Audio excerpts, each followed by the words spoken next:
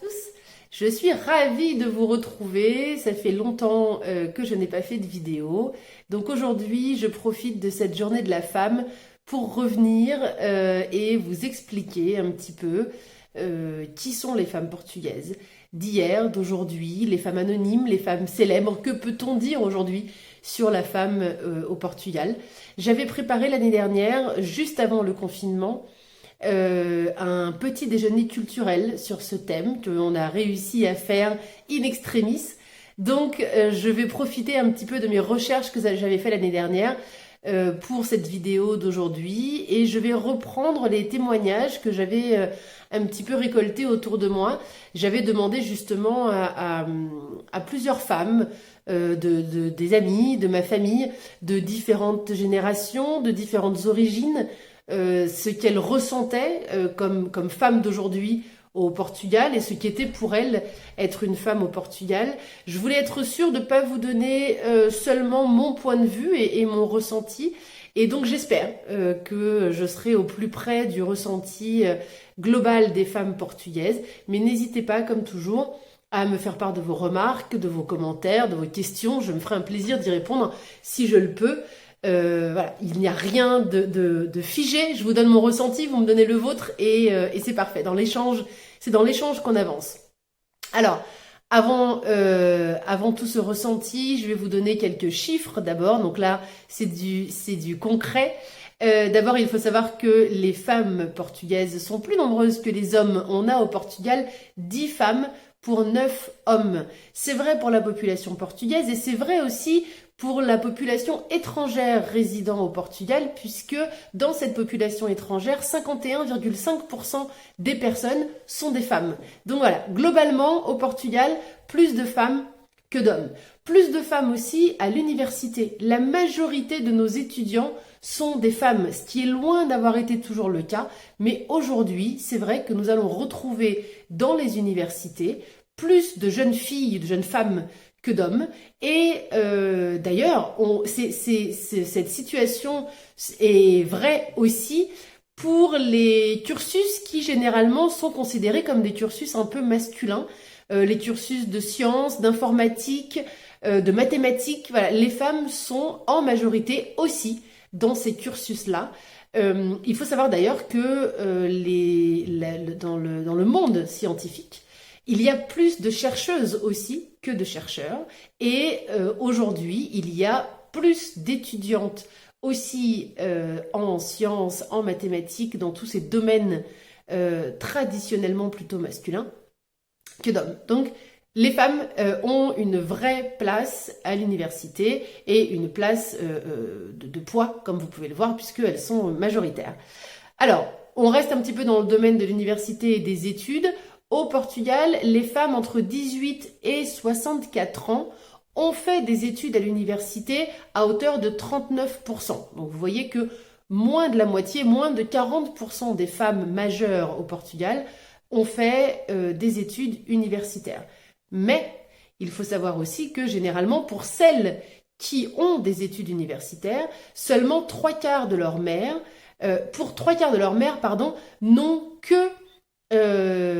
n'ont fait que l'école primaire. Je me répète parce que c'était peut-être pas très clair ce que je viens de dire. Pour les femmes aujourd'hui au Portugal qui ont fait des études universitaires, il n'y a que 1/4 de ces femmes dont les mères avaient été plus loin que l'enseignement primaire. Pourquoi? Parce que avant la révolution des œillets, donc avant 1974, l'enseignement obligatoire au Portugal, c'est l'école primaire et que pour la plupart des femmes, il était très très difficile d'aller au-delà de ça, quand elles avaient d'ailleurs l'occasion d'y aller, ce n'était pas toujours le cas, mais la plupart des femmes du coup qui sont nées avant les années 70, je dirais, pour beaucoup, elles n'ont que l'enseignement primaire comme niveau d'études ou éventuellement 2 ou 3 années de plus. Leurs filles, elles, par contre, sont beaucoup plus fréquemment diplômées et diplômées de l'université. Ensuite, vous dire aussi que, et oui, effectivement, les femmes de plus de 64 ans, je regarde mes notes pour être sûre de vous donner les bons chiffres, les femmes de plus de 64 ans, 73% d'entre elles n'ont fait des études que jusqu'à l'école primaire. Voilà, donc on ne peut même pas dire faire des études, mais elles ne sont allées que à l'école primaire. Voilà, les plus de 64 ans. Ensuite, vous dire aussi que 73% des femmes portugaises vivent en couple avec un homme ou avec une femme, les chiffres ne le disent pas, et 53% d'entre elles disent être très heureuses. Voilà, c'est un peu plus de la moitié.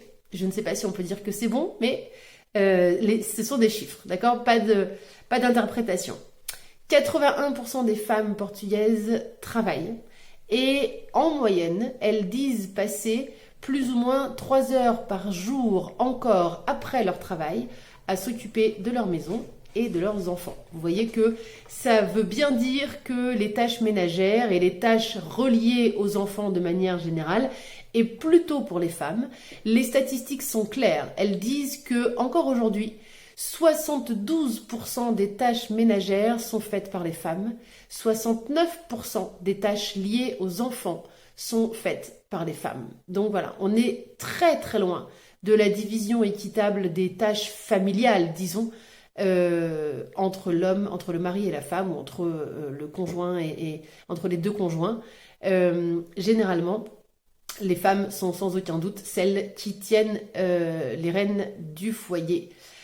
Ensuite, vous dire que nous avons 5% de nos reclus au Portugal qui sont des femmes. Vous voyez, donc un tout petit pourcentage de la vie prisonnière est une vie féminine. 36% de femmes au Parlement. Et oui, on est en très bonne place d'ailleurs au niveau européen. Nous sommes un des pays, le 6e il me semble, un des pays qui a le plus de femmes au Parlement, donc qui est le mieux représenté d'un point de vue de la gente féminine. Et nous avons aussi plus de 30% de nos ministres qui sont des femmes. Et je tiens à dire, parce que parfois on a des femmes au gouvernement mais qui ont des ministères, disons, un peu plus féminins traditionnellement, comme le ministère de la Famille ou le ministère de la Santé. Eh bien, au Portugal, nous avons des femmes qui tiennent des ministères extrêmement importants, comme par exemple le ministère de la Justice, qui est tenu par une femme depuis quelques années maintenant. Voilà, donc je vous ai fait un petit panorama rapide de chiffres concrets sur les femmes portugaises. Maintenant, j'aimerais vous donner quelques dates, là encore des chiffres, mais des dates cette fois. Parlons un petit peu d'histoire. Alors, 1911, première fois qu'une femme vote au Portugal. Vous me direz, waouh, il y avait déjà le droit de vote pour les femmes en 1911 au Portugal. Et non, mais c'était une femme très intelligente. Il s'agit, je vous en parlerai tout à l'heure, mais d'une femme qui s'appelle Carolina Beatriz Ângelo. Et cette femme, Carolina Beatriz, en 1911, elle vote, mais elle n'a pas complètement le droit de voter. En fait, il y a une espèce de flou dans la loi qui dit que les élections, pardon, où le vote est fait par le chef de famille. Évidemment, en 1911, il est en fait sous-entendu forcément que le chef de famille est un homme, sauf que cette femme, elle considère qu'elle est le chef de famille parce qu'elle est veuve, donc elle n'a pas de mari dans sa famille, et donc elle considère que elle est le chef de famille, et donc elle va voter en 1911. Malheureusement, après cette erreur, disons-le ainsi, en tout cas, elle a surpris les hommes qui ont dû accepter son vote parce qu'elle avait raison. Il n'y avait rien dans la loi qui lui interdise de voter. Eh bien, on a pris la décision de changer la loi. Après cet épisode, le vote était réservé aux chefs de famille masculins. Voilà, donc elle a pu voter, mais elle a également fermé cette possibilité définitivement pendant quelques décennies parce que la loi a été corrigée pour que ça ne puisse pas se reproduire. Et oui. Alors, le droit de vote universel, le vrai droit de vote pour les femmes, il arrive en 1974, après la dictature. Et c'est aussi en 1974 que nous aurons la première femme première ministre. Je dois dire également que c'est la première et la dernière fois. Voilà, nous n'avons eu qu'une seule femme Premier ministre et c'était en 1974. Première femme à l'université, 1891. Voilà, c'est la première femme qui rentre à l'université à la fin du 19e siècle. Et en 1910, le divorce est finalement autorisé avec les mêmes règles pour les hommes et pour les femmes. Qu'est-ce que ça veut dire? Ça veut dire qu'en 1910, c'est le début de la République au Portugal, d'accord? La monarchie se termine et la République décide que les femmes ne devront plus l'obéissance à leur mari et qu'elles ont le droit, le même droit que leur mari, à demander le divorce avec les mêmes raisons, les mêmes bonnes raisons, j'allais dire, de demander le divorce. Par exemple, l'adultère, c'est-à-dire que l'adultère est reconnu pour les hommes et pour les femmes. Voilà, dans les deux cas. À partir de 1969, elle peut sortir du territoire sans l'autorisation de son mari pour les femmes mariées ou de son père pour les femmes qui ne le sont pas. D'accord? Jusque-là, elle ne peut pas sortir du territoire national sans l'autorisation d'un homme.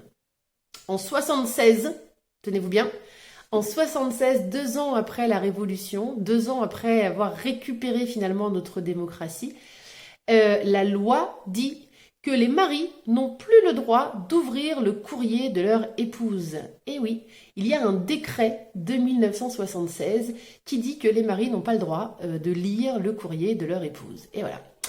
78, les hommes et les femmes sont égaux dans le mariage. Il n'y a plus cette notion du chef de famille. L'homme et la femme, le mari et la femme, sont à position identique dans l'institution du mariage. Il n'y a plus d'échelle, disons-le ainsi, quand on se marie. Voilà. Seulement en 1992, c'est pas si vieux que ça, l'interdiction de travailler la nuit est levée. Et oui, jusqu'en 1992, les femmes n'ont pas le droit de travailler la nuit. Elles ont le droit depuis. Finalement, 2007, une date extrêmement importante pour la reconnaissance des droits de la femme, puisqu'en 2007, par référendum, les femmes obtiennent le droit à l'avortement. Voilà, donc vous voyez, c'est pas très vieux non plus. 2007, c'est la dernière date réellement marquante pour notre évolution, l'évolution de nos droits dans ce pays. Alors, maintenant, parlons un petit peu plus de ces femmes et de la position des femmes dans ce pays neuf et jeune qu'est le Portugal. Je dirais que nous sommes sur le chemin de l'égalité. C'est globalement ce qui est ressorti aussi de ce que les femmes que j'ai interrogées m'ont dit. On est un petit peu à l'état de chrysalide, c'est-à-dire qu'on y va. Voilà, comme beaucoup de choses au Portugal, j'ai un petit peu l'impression d'ailleurs, on est un petit peu entre deux. C'est-à-dire qu'on est entre le côté traditionnel, conservateur de la génération d'avant, la génération justement qui a été élevée sous cette dictature pesante, on va dire, très lourde, et puis la génération d'après qui sera certainement une génération de femmes semblables à toutes les autres femmes européennes. Et puis voilà, la femme d'aujourd'hui, elle est un petit peu entre les deux. Il y a encore du chemin, mais croyez-moi, le chemin par rapport à la génération antérieure a été énorme. Je vous l'ai dit tout à l'heure, on a aujourd'hui des études comme jamais les femmes de la génération des plus de 60 ans n'en ont eu. On est très présente à l'université, on est très présente sur le marché du travail. Alors évidemment, comme dans beaucoup de pays, malheureusement encore en Europe, il y a des différences salariales. On n'a pas forcément les mêmes postes, effectivement. Il est plus difficile pour une femme d'atteindre des postes à grande responsabilité que pour un homme. Mais ça reste quand même quelque chose de beaucoup plus normal qu'il y a 30 ou 40 ans. Donc voilà, on avance. Il est vrai aussi que les femmes d'aujourd'hui au Portugal sont beaucoup plus libres que la génération antérieure. On a moins cette idée ou cette sensation d'être dépendante de son mari. D'abord parce qu'on travaille, on sait se débrouiller seul, on connaît la loi, on sait quels sont nos droits aussi, nos devoirs et nos droits. Enfin, voilà, donc on a quand même une liberté, une autonomie que n'avait pas peut-être la génération d'avant. Donc on a plus peur de divorcer, par exemple, ce qui n'était pas le cas il y a une trentaine d'années encore. Donc là aussi, ça a changé, une liberté individuelle qui est incontestablement supérieure que la génération d'avant. Les hommes aussi certainement ont changé, ont évolué et on a une société qui est moins patriarcale aujourd'hui, peut-être moins machiste qu'elle ne l'a été, même si évidemment elle l'est toujours bien sûr, mais voilà, on a évolué. Il y a aussi peut-être moins cette idée qu'être femme, c'est obligatoirement être mère. Aujourd'hui, les femmes sont mères plus tard. Elles ont envie d'autre chose peut-être que de la maternité absolue, ce qui n'était peut-être pas le cas effectivement dans la génération antérieure où finalement être mère était un petit peu le destin de toute femme et un destin accepté et certainement désiré par beaucoup. Mais aujourd'hui, je pense que c'est un petit peu différent et on a même difficilement, mais on a la possibilité de dire clairement qu'on ne veut pas être mère. Aujourd'hui, c'est une possibilité. Je pense que ça l'aurait été bien difficilement il y a encore quelques décennies. Voilà. Donc, on avance, mais on n'est pas encore arrivé vraiment à cette idée de femme libre et de femme complètement indépendante. En tout cas, c'est ce que je retiens de mon expérience et des témoignages que j'ai eus autour de moi. Après, il est vrai aussi qu'il y a une vraie différence. Beaucoup de femmes m'ont dit ça. Ça dépend évidemment beaucoup de l'endroit où vous habitez. Si vous habitez en ville ou à la campagne, les situations sont bien différentes. Évidemment, dans les villes, on a l'influence de l'étranger, on a un petit peu aussi l'anonymat qui aide à ne pas avoir peur du candidaton, ce qui n'est pas le cas dans les villages, dans les plus petites villes finalement, où le candidaton est encore très présent. L'idée de la réputation de la femme est encore quelque chose d'important, pour les jeunes femmes notamment par exemple. Et évidemment, il y a aussi une histoire de mentalité qui est plus proche de celle de la génération d'avant, quand on va dans les plus petites villes, pardon, ou dans les villages, alors là encore plus. Et puis une mentalité qui évidemment a beaucoup plus évolué dans les grandes villes. Donc il y a un vrai fossé, je dirais, entre la ville et la campagne. Après, il est vrai, c'est indéniable que encore aujourd'hui, même si on a fait beaucoup de progrès, même si nous avons beaucoup avancé, la société portugaise n'exige pas du tout la même chose à un homme et à une femme. On s'attend à ce que la femme puisse tout faire finalement. Elle doit travailler, elle doit s'occuper des tâches ménagères, elle doit s'occuper de ses enfants. Voilà, elle doit tout gérer, alors que l'homme finalement, lui, il doit travailler. Voilà, c'est un peu ça. Donc je dirais que par exemple, aux yeux de la société, un homme qui cuisine, un homme par exemple qui fait une partie des tâches ménagères, sera reconnu comme un héros national. C'est extraordinaire d'avoir un mari qui fait la cuisine. Par contre, une femme qui travaille beaucoup et qui rentre le soir et qui prépare le dîner, c'est à peine normal. Voilà, enfin c'est juste normal en fait. C'est exactement ce qu'on attend d'elle. Donc là, effectivement, il y a quand même un vrai traitement différent, une attente complètement différente de la société. Un regard de la société qui peut être un petit peu difficile parfois, des hommes et des femmes d'ailleurs, entre elles, il faut aussi le dire, hein, les femmes entre elles sont pas forcément toujours très tendres et elles se jugent aussi beaucoup. Et donc, il y a quand même un poids assez important, je pense, sur les épaules des femmes portugaises. J'ai l'habitude de dire que les femmes portugaises sont un petit peu des superwoman. On a ce syndrome-là de la superwoman, c'est-à-dire qu'il faut rien lâcher. Il faut travailler parce qu'on a envie d'être une femme moderne. On n'a pas envie d'être des femmes comme la génération d'avant. On a envie de travailler, d'être indépendante, d'être autonome, voilà, d'être une femme comme une autre femme européenne.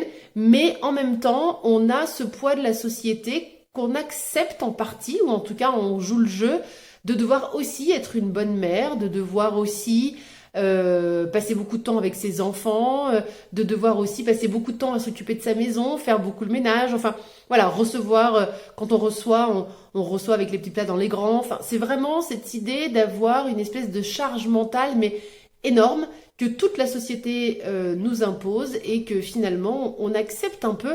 Une de mes amies m'a donné une description de ce qu'elle est ou de ce qu'elle ressent en tout cas pour la femme portugaise. Elle m'a dit qu'elle était une mulher moderna à moda antiga, c'est-à-dire une femme moderne à l'ancienne.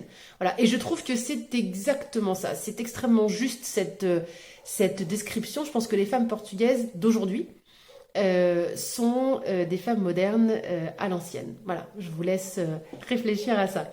Alors, pour terminer, je vous donne quelques pistes pour que vous connaissiez un petit peu plus de femmes portugaises célèbres. Vous pourrez également, si vous voulez, rechercher après par vous-même un peu plus d'informations. Et puis pourquoi pas, dites-moi de quelle femme portugaise vous admirez ou vous connaissez.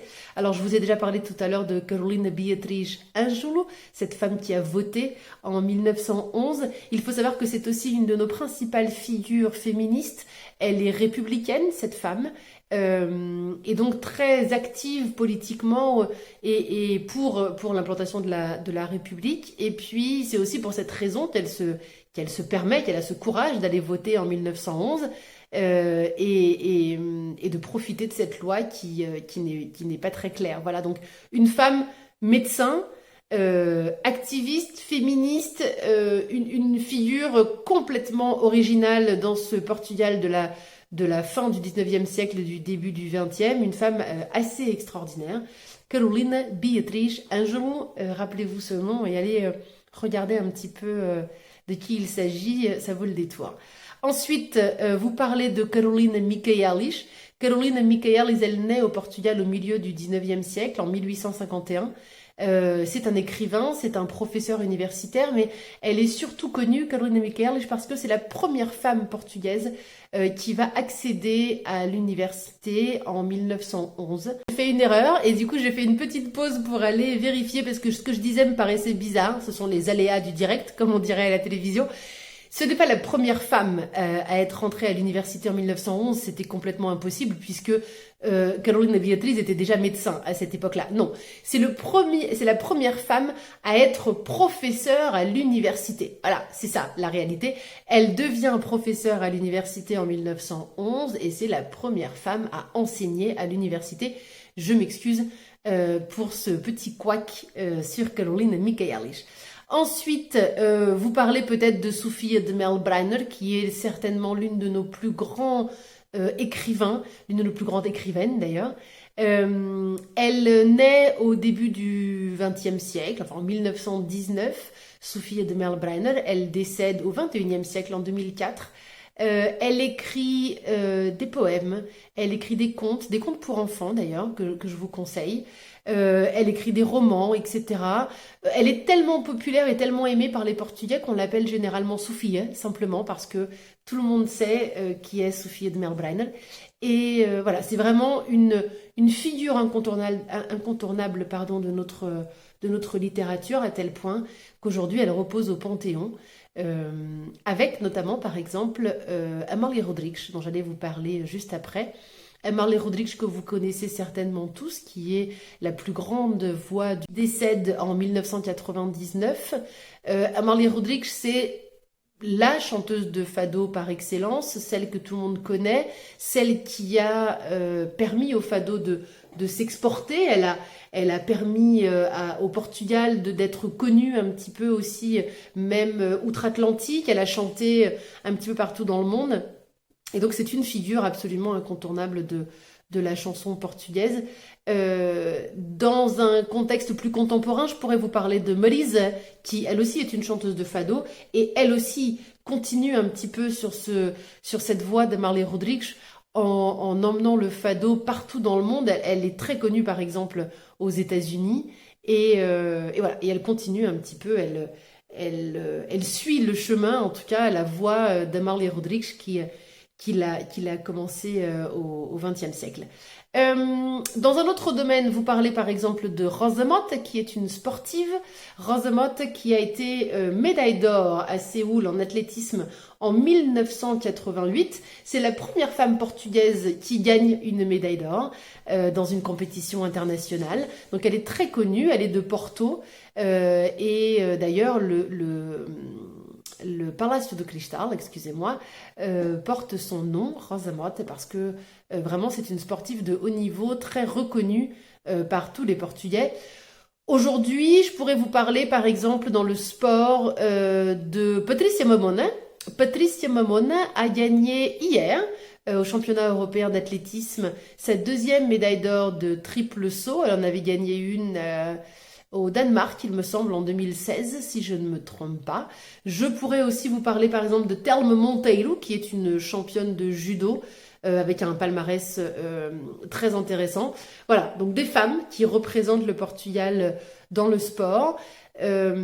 Évidemment, comme dans beaucoup d'autres pays, le sport médiatique, le sport qui fait parler de lui, est généralement un sport masculin, mais il y a des femmes qui sont connues et qui sont reconnues pour leurs prestations sportives et dans le monde du sport en général. Revenir peut-être un petit peu à ce que je vous ai dit tout à l'heure, en politique, 1974, Maria de Lourdes Pinto-Silgo. C'est donc la première femme à devenir Premier ministre ou Première ministre, je ne sais pas si je peux le mettre au féminin. Elle est diplômée à l'époque, elle est diplômée d'ingénierie chimique industrielle. Pourquoi je vous dis ça? Parce qu'elles sont que 3 femmes à l'époque à avoir ce diplôme, voilà, et elle est l'une d'elles. C'est donc la première fois que nous avons un Premier ministre femme. Malheureusement, c'est aussi la dernière fois. On n'en a pas eu de nouveau depuis. Donc, vous voyez, c'était un petit peu court comme expérience. Ensuite, petit retour par les arts. Je vous parlais tout à l'heure de chanteuse. Laissez-moi vous parler aussi d'une pianiste, Maria João Pires. Maria João Pires est une pianiste de renommée absolument internationale. Elle est très très très connue dans le monde de la musique et au Portugal bien sûr également. Et puis vous la connaissez certainement, Joana Vasconcelos, qui est peut-être une de nos plus jeunes artistes de renommée mondiale. Joana Vasconcelos qui expose par exemple à Versailles il y a quelques années. Elle expose en 2012 et sachez-le, c'est intéressant, je ne le savais pas moi-même, je l'ai découvert en faisant ces recherches. C'est la première femme à avoir exposé à Versailles en 2012, imaginez-vous. C'est aussi la plus jeune artiste à avoir exposé à Versailles. Effectivement, Joana Vasconcelos est née en 1971, donc elle est encore relativement jeune. Et 3e record pour Joana Vasconcelos à Versailles, 1 600 000 visiteurs, ce qui est un record pour une exposition temporaire à Paris. Donc vous voyez, elle a battu tous les records avec son exposition. Sa reconnaissance internationale commence en 2005 avec la Biennale de Venise. Et ce lustre, j'imagine que vous l'avez déjà vu, ce lustre qui est une pièce qu'elle intitule A Noiva, donc la mariée, qui est un lustre absolument gigantesque, fait de tampons. Et oui, voilà. Donc ça, c'est le style de Joana Vasconcelos. Si vous ne connaissez pas, je vous invite à aller voir. C'est très très beau, c'est très recherché et c'est très intelligent de manière générale. Que vous dire de plus? Bien sûr, Paulo Rego. Excusez-moi, je m'étais perdue. Paulo Rego, peintre, née en 1935, donc la génération avant celle de Joana Vasconcelos. Elle fait partie de la haute bourgeoisie lisboète, Paulo Rego. Elle étudie à Londres dans les années 50 et elle a donc dans les années 50 une vision, une liberté qui n'est pas représentative des femmes portugaises des années 50 puisqu'elle vit à Londres et Dieu sait que la différence entre Londres et Lisbonne à cette époque-là est importante.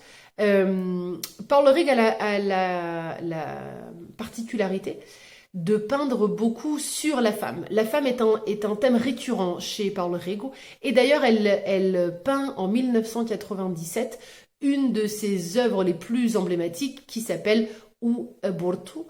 C'est une œuvre un peu violente, je dirais, mais très très parlante, effectivement. Donc regardez, allez voir un petit peu Paulo Rego, je suis sûre que ça va vous interpeller, aimer ou non, mais vous n'allez pas être indifférent, ça c'est sûr.